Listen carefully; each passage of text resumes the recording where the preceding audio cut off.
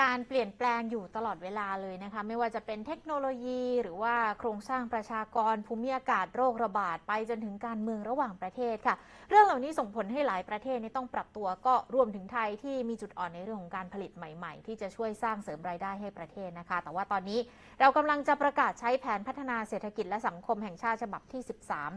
1 ตุลาคมนี้แล้วนะคะแผนนี้จะช่วยพลิกโฉมประเทศได้หรือไม่ติดตามกับคุณนันทินีรายละเอียดในจับสัญญาณเศรษฐกิจค่ะ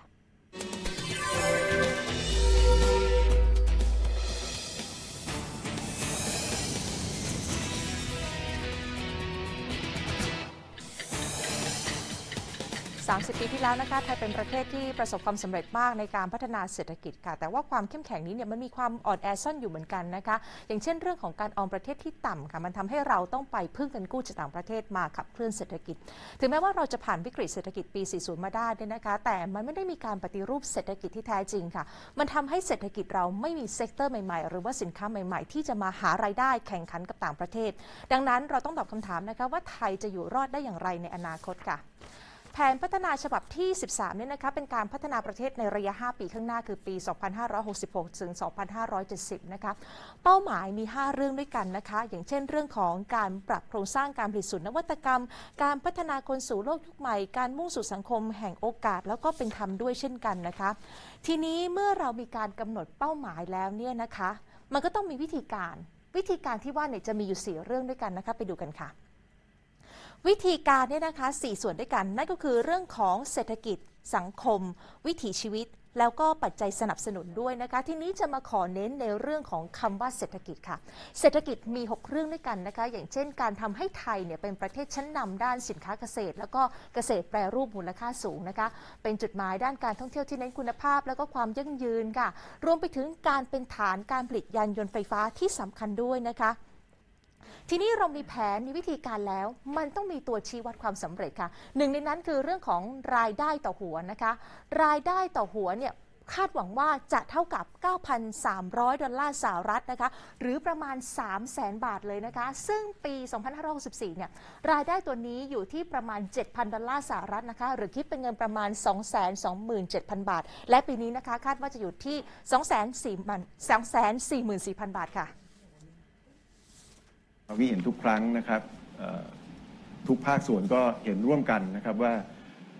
จากปัญหาโควิด -19 ที่ผ่านมาและความท้าทายที่เกิดขึ้นในอนาคตเนี่ยประเทศไทยของเราเนี่ยคงจะค่อยๆปรับค่อยๆพัฒนาไปอย่างที่เคยเป็นคงไม่ได้นะครับเราคงต้องปรับโครงสร้างทั้งในเรื่องของเศรษฐกิจสังคมและก็สิ่งแวดล้อมของเราให้เร็วขึ้นนะครับพูดง่ายๆก็คือเราต้องพลิกโฉมประเทศไทยในช่วง 5 ปีข้างหน้าเนี่ย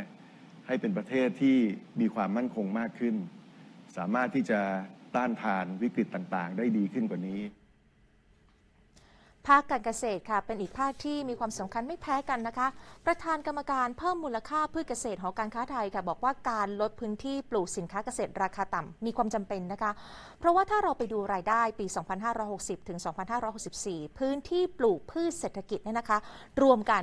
106 ล้านไร่เนี่ยสร้างรายได้600,000 ล้านบาทแต่การปลูกผลไม้กับพื้นที่มีประมาณแค่3 ล้านไร่นะคะสร้างรายได้กว่า100,000 ล้านบาทเลยค่ะเกษตรกรจึงควรลดพื้นที่การปลูกพืชรายได้ต่ำ10%ของพื้นที่แล้วหันไปปลูกพืชที่มีรายได้สูงนะคะอย่างเช่นผลไม้ผักบางชนิดตามความเหมาะสมพื้นที่ค่ะแล้วก็ตามแผนพัฒนาเศรษฐกิจฉบับที่ 13 นี้นะคะมีการตั้งเป้าหมายรายได้เกษตรกรจะเพิ่มขึ้นมาอยู่ที่ 500,000 บาทต่อครัวเรือนค่ะตามเป้าของแผน 13 นะมันจะ 530,000 กว่าต่อครัวเรือนนะครับซึ่งจะดีขึ้นมากจากปัจจุบันนะนี่ถ้าท่านเลขาพูดว่าปัจจุบัน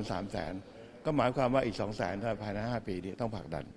แต่ถ้ามันสามารถเปลี่ยนเรื่องของเกษตรที่มีมูลค่าแล้วก็แปรรูปที่มูลค่าซึ่งตลาดทั่วโลกต้องการสินค้าเกษตรที่เป็นอาหารมากขึ้นประเทศไทยต้องหาจุดแข็งตรงนี้เอามาเป็นประโยชน์ให้ได้ในการพัฒนา ทางด้านของนางสาวจรีพร จารุกรสกุลประธานคณะกรรมการบริษัทและประธานเจ้าหน้าที่บริหารกลุ่มบริษัท WHA Corporation นะคะเคยเสนอมุมมองเกี่ยวกับเรื่องของฐานการผลิตยานยนต์ไฟฟ้าว่าไทยค่ะเป็นที่สนใจของนักลงทุนจากทั่วโลกโดยเฉพาะจีนเลยนะคะส่วนตัวเชื่อมั่นมาตลอดว่าในที่สุดแล้วไทยจะเป็นฮับหรือว่าคลัสเตอร์ด้าน EV ไม่ใช่แค่เอเชียตะวันออกเฉียงใต้นะคะแต่เป็นระดับโลกเลยค่ะเนื่องจากโครงสร้างพื้นฐานของไทยมีความพร้อมอยู่แล้วแล้วก็นโยบายจากรัฐก็มีการสนับสนุนด้วยค่ะแต่อีกด้านนะคะก็มีความเป็นห่วงค่ะว่าแผนพัฒนาฉบับที่ 13 เนี่ยนะคะมันอาจจะมีปัญหาได้เหมือนกันอย่างเช่นศาสตราจารย์กนก วงศ์ตระหง่าน สส บัญชีรายชื่อพรรคประชาธิปัตย์ค่ะบอกว่าแผนพัฒนาฉบับนี้มันเหมือนเป็นคัมภีร์นำร่องนะคะแต่จะทำได้จริงหรือเปล่าการจัดสรรงบประมาณเนี่ยมันดูแล้วยังไม่สอดคล้องกับแผนด้วยนะคะคุณพรวดีคุณจิรชาตาถ้าปฏิบัติไม่ได้สุดท้ายคนไทยก็อาจจะจนเหมือนเดิมค่ะ ค่ะ ขอบคุณค่ะ